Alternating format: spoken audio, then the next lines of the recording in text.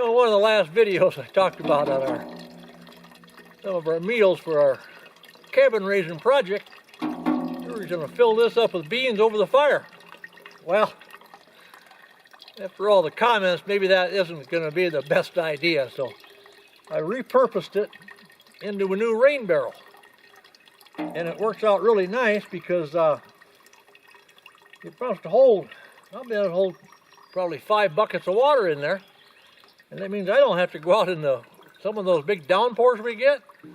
I'd fill that 5-gallon bucket up in a couple of minutes, which meant I had to go out there and stand in the rain to get it switched out. Well, this way, I get a bigger supply. I come out, put my paper towel in my screen, filter it out. Got a little system, pour it from that pan to that pan, and keep going. And then with these pots, it's easier to pour it into especially the small mouth of these gallon jugs. But just this morning, we didn't get that much rain the other day, maybe a tenth, but I was able to get 7 gallons of water. That's a lot of pots of coffee.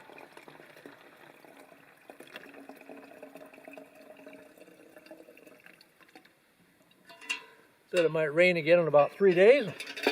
That'll be right on time for the next refill.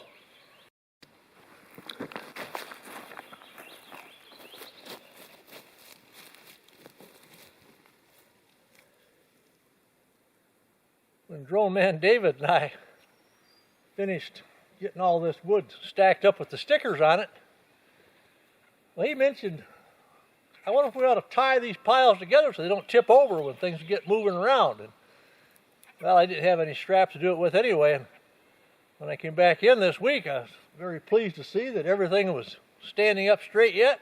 But I was out by the outhouse the other day and I heard this big crash. And it sounded like a big tree might have fallen on top of the roof or something. I looked around and couldn't find anything, but then later that day I happened to notice that this one pile had fallen over. That was the roof boards over there. It's got a little bit of a lean to it, but I got it propped up on one side, so I'll get them restacked. I think we'll be okay. But I sure couldn't find where that big noise had come from.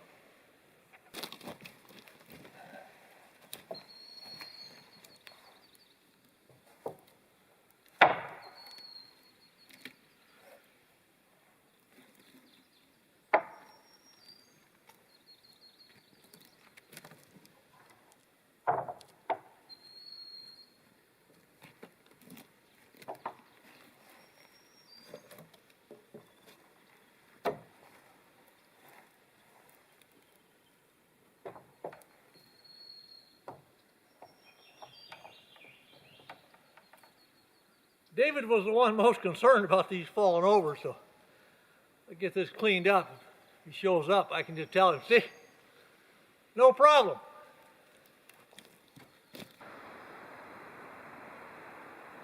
Well, this is Sunday, May the 12th. I had some company yesterday. Gail and Rachel and Audie and Penny walked in and they had to wake me up. They caught me sleeping in my chair. They just had the radio on, listened to some classic country, and I'd fallen asleep. I was planning on having a lazy day anyway. Anyway, they came in and we had a nice visit. They had their lunch in the yard and they had a good time, but they mentioned that they'd seen these false morels out here on the trail, and they described them. I said, wait a minute, I don't think those are really a false morel. Those are what I found out, it's called an early morel. It's not a black morel. Anyway, I said, I've eaten them. Maybe you don't want to eat a lot of them at first, check it out. But anyway, this whole area, again, in this ash wallow, I'll call it, it's all ash trees right in here. And this area is just covered with these light-colored, taller morels. A few years ago, I was chowing down these things. I thought they were the real morel. And then Drone Man David showed up and, oh, don't be eating those things. Those aren't right. And so, anyway, it kind of put a scare into me, but I lived through the week, so I knew I was probably all right. And then I did some research at home, and, well, it's kind of hard to research on mushrooms sometimes because everybody's a little cautious. But Anyway, I found out it was okay to eat these things. So they were going to take some home with them and then check it out and have some. But I'm going out to do some mowing on the lane way out my driveway. And when I come back, I'm going to pick up some of these, have them with my steaks. When I came in about 5 days ago, I didn't drive but in about a third of the way to the first wet hole. I unloaded and I brought my cart the rest of the way to the cab with my gear, but I've noticed now that these things are really drying up. This is solid underneath, and it's supposed to rain, and well, this is Sunday. It might rain on Tuesday, so right before then I think I'll bring the vehicle in, and I got some more supplies in there. I'll get them all unloaded, and then I'll get the vehicle back out to high ground before those rains come.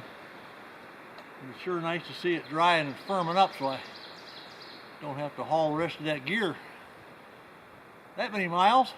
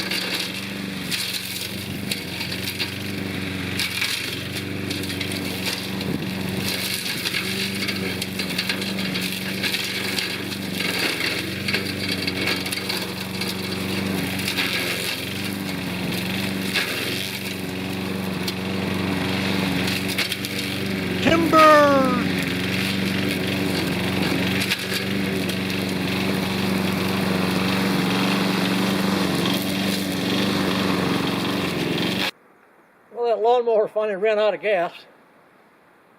That was the second tank of gas I burned through just mowing that brush down on the sides of my entry road.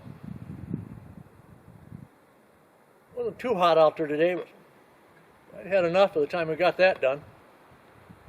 Probably end up with about a 6 to 7 mile of walking by the time I go out there and all the way out, and go back and forth a bunch of times, and then get walked back in here. Well, anyway, walking back in, I did stop at that mushroom place, and I picked up a bunch of these that, well, I don't know, there's different terms for them. It's kind of a morel. It's like an early morel. It's not the black morel. They'll come up a little bit later, but I ate these a couple of years ago and had no trouble, so I'm gonna try some tonight with my steak. I got that done. That's for tonight. I'll have that. And then when I first got back, I guzzled a glass of water, helped get rehydrated. Now, for all that work, I pulled out a pie this morning, and I got Bonnie's world famous apple pies and cherry pies out there. Well, I kind of looked ahead and I thought, you know, I'm going to mow today. I think I'm going to go for a cherry. So, got that thawed out.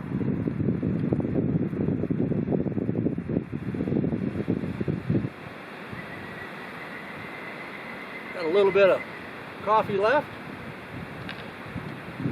My Canada Jays aren't around, so I think I can even eat in peace.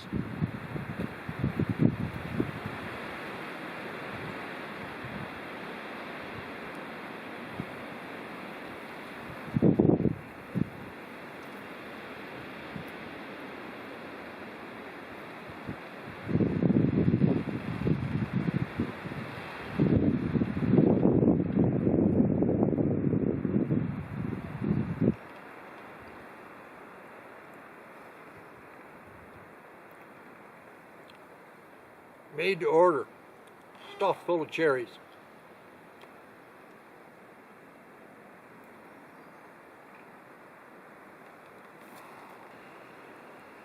Well, I'm still feeling pretty good. I just had my venison steak with those early morels. And these guys know that I trimmed off a few of the ends. Steaks for them. By them, I mean, it should be 2 adults and 3 young ones, but I don't know. Maybe that was a lone adult there. We'll see if he brings back any friends with him. But it's kind of interesting when these young ones come in. 3 of them at first, and they get like a and they scream just like spoiled children. And they want food. Well, then when I give the adult a piece of something, and the adult takes off with it, they go screaming after him. Well, that happened a couple times. But then this one of the young jays, he must have found it dawned on him, hey, that guy's still got the food back there. I'm not leaving. So he would hang around, and I would just pitch a little meat out on the floor like this. And he kind of nervous at first, and then when he jumped down and get it, well, after that 3rd young Canada jay, it never left. I don't know if that was in the camera or not, but one of the young jays just came in and picked up a piece. We'll see. I think the other ones come back, but I'll bet you that one that came, when that adult took that piece of meat back to wherever they're living back in there, he's that one that, he's wise. He came right to the source.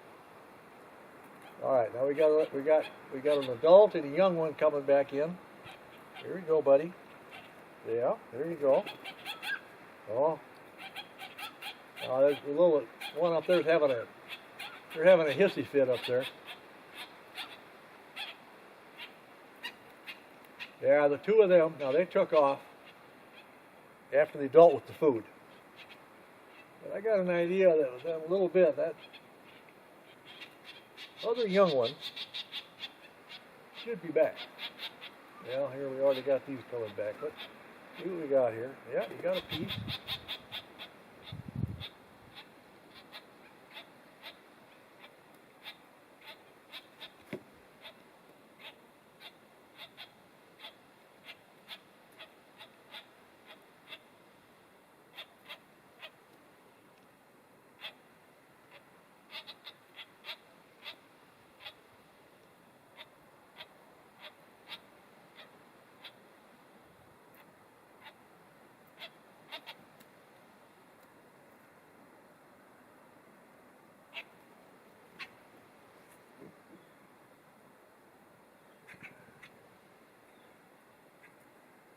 Not sure if that's young Canada Jay, A, B, or C. He was a little nervous. The other one, he's almost wanting to come into my hand already.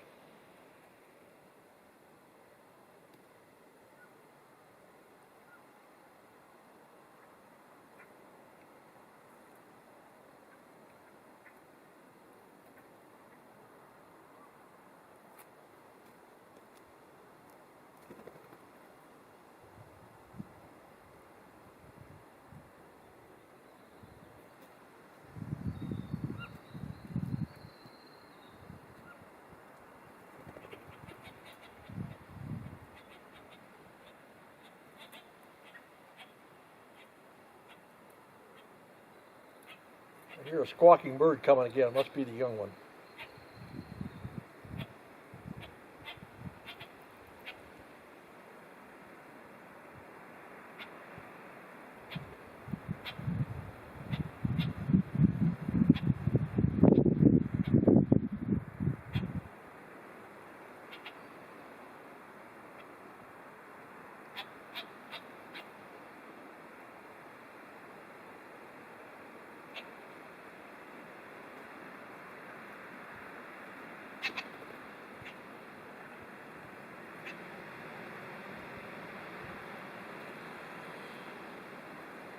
You know, I found that these Canada jays now, this year it was a fairly early warm spring. Snow disappeared pretty quick. And these Canada jays they've fledged 3 young, which normally it's 1 or 2. And a number of years ago, when we had a really early spring, I noticed so many of the Canada jay families, they had 4 young. So a lot of people worry about these warm years. All that food that they stash is rotting away, and they're not going to be able to raise their young. But I don't know. I don't have a really good database on this, but it seems to me that with the snow gone and the warmer temperatures, there's plenty of food laying around the woods that they get. Even if some of the stuff they did stash away is rotted. So we'll keep an eye on that one.